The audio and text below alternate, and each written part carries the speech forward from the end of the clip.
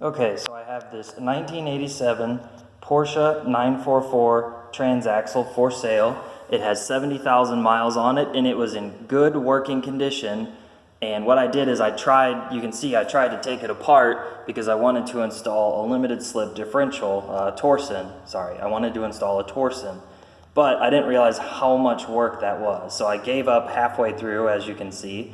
So this is now for sale, $500, local pickup, or I will drive it to you within a 1-day drive. That's a 1-day drive of St. Louis, Missouri, for an extra $100. And all that $100 is to cover the gas for my truck.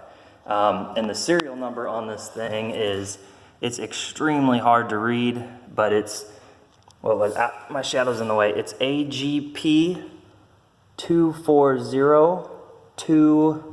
It looks like a 7, I can't tell, but it's AGP 2402 and then maybe a 7. So, and then obviously the VW part number, but I was told that part number doesn't really mean anything. So anyway, that's $500 plus $100 to drive it up to 1 day away from St. Louis, Missouri.